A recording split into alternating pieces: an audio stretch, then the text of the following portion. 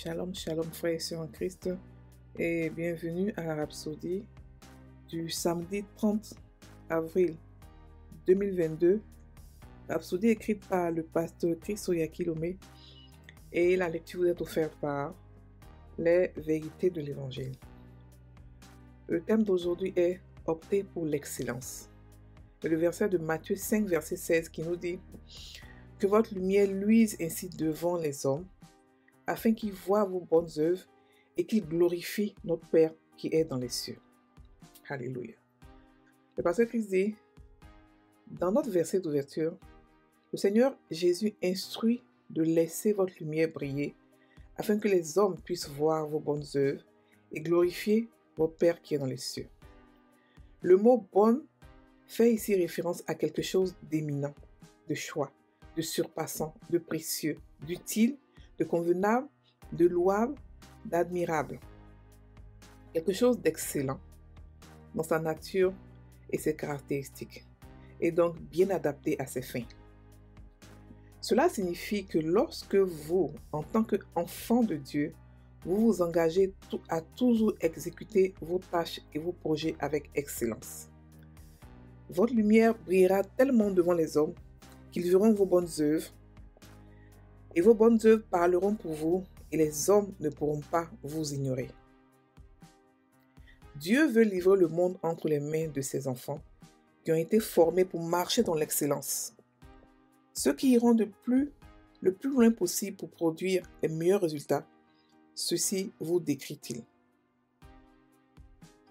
Il est temps que vous vous évaluez et que vous fassiez le choix conscient d'être le meilleur dans tout ce que vous faites. Rejetez les demi-mesures. Faites d'excellentes choses. L'excellence ne peut être ignorée. Elle rappelle ce que la Bible dit dans Proverbe 22, verset 29. Si tu vois un homme habillé dans son ouvrage, il se tient auprès des rois et ne se tient pas auprès des gens obscurs.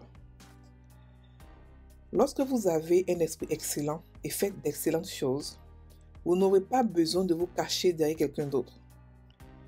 L'excellence est pour ceux qui font le choix de faire d'excellentes choses en tant que politique personnelle. Imaginez qu'on apprenne qu'une compagnie aérienne a pris des raccourcis pour la maintenance de sa flotte et que ses pilotes ont l'habitude de ne pas faire des vérifications avant les vols. Vous ne voudriez pas monter à bord de leurs avions. C'est pour la même raison que vous devez refuser de brûler les étapes ou d'accepter les demi-mesures dans tout ce que vous faites. Peu importe que quelqu'un s'en aperçoive ou pas, faites juste le bon choix pour l'excellence et courez avec. Alléluia. Fin de la Rhapsodie. Le pasteur ici nous parle de l'excellence qui est une vertu que tous les chrétiens doivent avoir. Il appelle l'excellence comme une lumière qui brille. Pourquoi comme une lumière? Parce que l'excellence se voit. À l'œil nu, c'est-à-dire que c'est pas besoin de voir l'excellence spirituellement. Lorsque quelqu'un fait des choses excellentes, ça se voit et c'est comme une gloire autour de la personne. Donc il dit que les choses excellentes sont utiles, convenables, louables, admirables.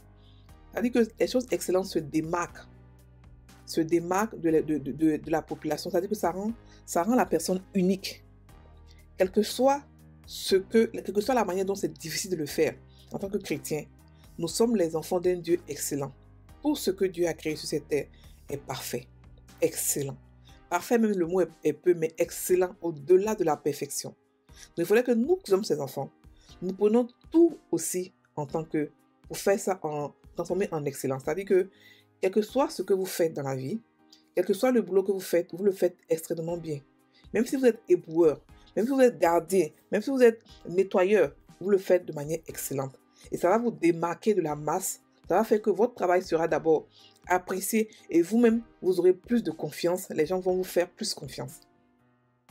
Et il explique que c'est un choix qu'on doit faire en tant que chrétien, de décider d'être excellent, de rejeter tous les raccourcis, de rejeter tous les courts chemins, non, d'être excellent dans tout ce qu'on fait. Et là, si par exemple, il a pris la corrélation d'un avion, et que si une flotte d'avions, je veux dire une compagnie aérienne, si on apprenait qu'une compagnie aérienne ne faisait pas les choses excellemment, c'est-à-dire qu'apprenait des raccourcis, on ne leur donnerait pas nos vies pour voyager avec eux. Parce qu'on se dit qu'ils n'allaient pas être intègres. Parce que l'excellence fait partie de l'intégrité. Donc quelqu'un est intègre, quelqu'un connaît sa valeur, il est excellent. Et la Bible nous dit dans Proverbe 22, verset 29, que si tu vois un homme habillé dans son ouvrage, il se tient auprès des rois et il ne se tient pas auprès des gens obscurs. Ça veut dire que l'excellence te démarque de la masse et l'excellence te met à la table des rois. L'excellence t'envoie dans des coins où tu n'avais jamais imaginé partir. Parce que tu es différent de tout le monde. Tout ce que tu fais est excellent. Donc l'excellence est un choix. Nous devons faire le choix de faire tout ce que nous faisons de manière excellente. Et comme ça, nous n'avons pas à rougir devant qui que ce soit. Nous n'avons pas à avoir honte parce que nous avons fait des choses excellentes. Et aussi, dans le ministère même que nous faisons en tant que chrétiens, la soumission à Christ, la soumission à Dieu, elle doit se faire de manière excellente pour ne pas avoir à rougir un jour devant Dieu, pour ne pas à expliquer à Dieu pourquoi est-ce que vous avez été rebelle et pourquoi est-ce que vous n'avez pas fait ceci bien. Non. Lorsqu'on fait le boulot de Dieu, on le fait extrêmement bien. On le fait au-delà de ce qu'on puisse, c'est-à-dire qu'on le fait comme si c'était pour nous, ce que nous allons nous-mêmes aimer, qu'on nous fasse. C'est comme ça qu'on fait le boulot de Dieu. Même dans la suite des âmes, dans l'amour que nous donnons aux gens, nous devons le faire de manière excellente, sans hypocrisie. Parce que Dieu est un Dieu d'excellence. Si nous faisons une campagne d'évangélisation, nous faisons quelque chose, venons à l'heure. Venons à l'heure et terminons à l'heure qu'on avait prévue. C'est ça l'excellence. L'excellence, c'est respecter le temps des autres. L'excellence, c'est être intègre. L'excellence, c'est savoir respecter, c'est pouvoir aimer les gens tels qu'ils sont. C'est ça l'excellence. L'excellence, c'est comme une lumière qui se voit de loin. C'est comme une gloire que tout le monde, que ceux qui l'ont se font démarquer de la foule. Ils se font démarquer, ils deviennent uniques. Et une denrée qui est unique, elle est toujours recherchée. Parce qu'elle est unique, elle ne suit pas la masse. Parce qu'elle est excellente. Donc prenez la décision de devenir excellent dans tout ce que vous faites.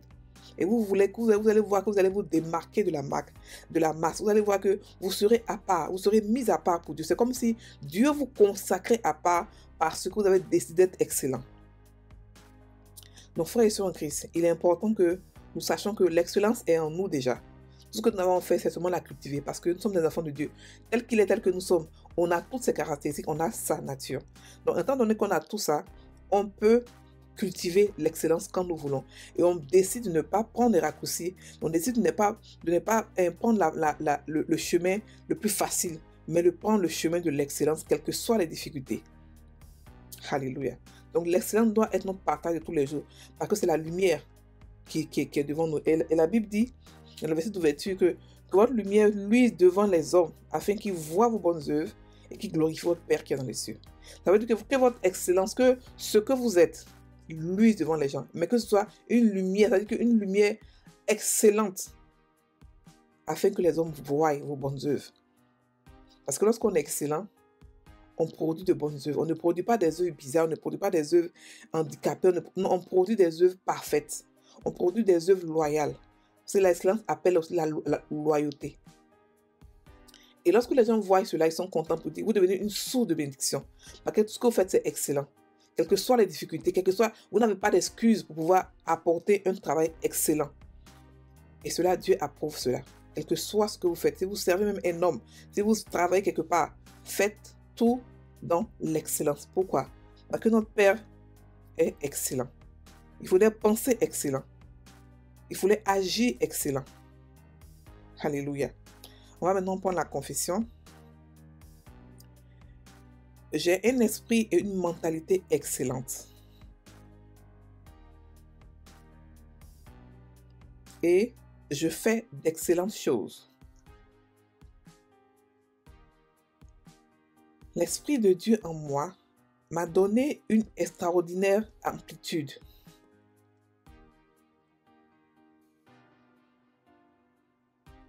De compréhension et de sagacité.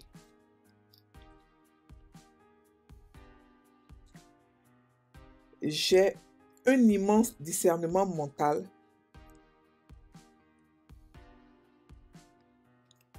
et un excellent jugement.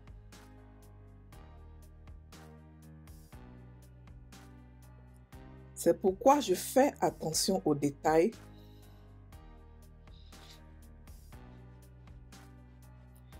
et j'exécute parfaitement chaque tâche.